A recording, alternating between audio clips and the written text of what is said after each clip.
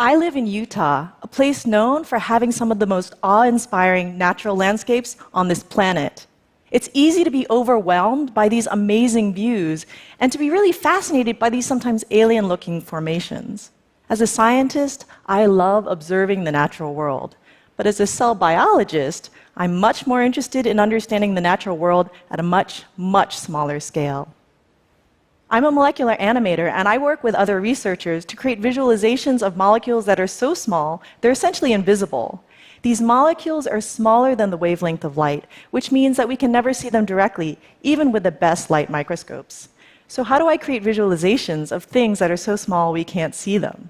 Scientists, like my collaborators, can spend their entire professional careers working to understand one molecular process. To do this, they carry out a series of experiments that each can tell us a small piece of the puzzle. One kind of experiment can tell us about the protein shape, while another can tell us about what other proteins it might interact with, and another can tell us about where it can be found in a cell. And all of these bits of information can be used to come up with a hypothesis, a story essentially, of how a molecule might work. My job is to take these ideas and turn them into an animation. This can be tricky because it turns out that molecules can do some pretty crazy things. But these animations can be incredibly useful for researchers to communicate their ideas of how these molecules work. They can also allow us to see the molecular world through their eyes.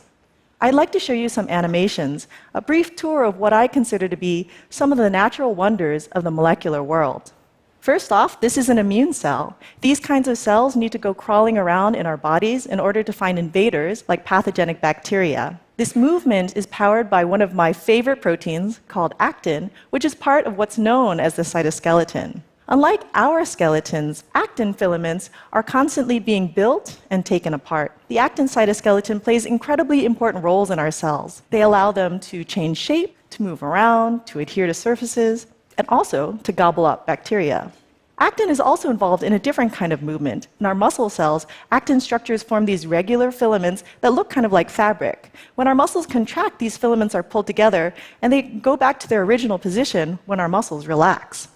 Other parts of the cytoskeleton, in this case microtubules, are responsible for long-range transportation. They can be thought of as basically cellular highways that are used to move things from one side of the cell to the other.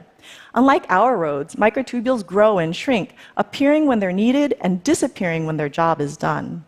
The molecular version of semi-trucks are proteins, aptly named motor proteins, that can walk along microtubules, dragging sometimes huge cargoes, like organelles, behind them. This particular motor protein is known as dynein, and it's known to be able to work together in groups that almost look, at least to me, like a chariot of horses. As you've seen, the cell is this incredibly changing, dynamic place where things are constantly being built and disassembled. But some of these structures are harder to take apart than others, though, and special forces need to be brought in order to make sure that structures are taken apart in a timely manner. That job is done in part by proteins like these. These donut-shaped proteins, of which there are many types in the cell, all seem to act to rip apart structures by basically pulling individual proteins through a central hole. When these kinds of proteins don't work properly, the types of proteins that are supposed to get taken apart can sometimes stick together and aggregate, and that can give rise to terrible diseases such as Alzheimer's. And now let's take a look at the nucleus, which houses our genome in the form of DNA. In all of our cells, our DNA is cared for and maintained by a diverse set of proteins. DNA is wound around proteins called histones, which enable cells to pack large amounts of DNA into our nucleus.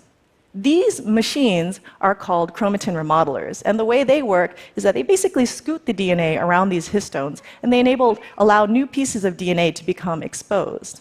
This DNA can then be recognized by other machinery. In this case, this large molecular machine is looking for a segment of DNA that tells it it's at the beginning of a gene. Once it finds this segment, it basically undergoes a series of shape changes, which enables it to bring in other machinery that, in turn, allows a gene to get turned on or transcribed. This has to be a very tightly regulated process, because turning on the wrong gene at the wrong time can have disastrous consequences. Scientists are now able to use protein machines to edit genomes. I'm sure all of you have heard of CRISPR. CRISPR takes advantage of a protein known as Cas9, which can be engineered to recognize and cut a very specific sequence of DNA.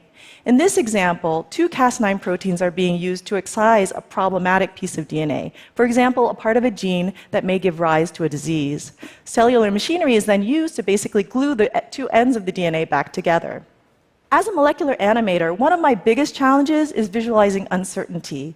All of the animations I've shown to you represent hypotheses, how my collaborators think a process works based on the best information that they have.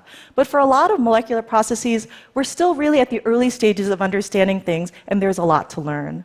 The truth is that these invisible molecular worlds are vast and largely unexplored. To me, these molecular landscapes are just as exciting to explore as the natural world that's visible all around us. Thank you.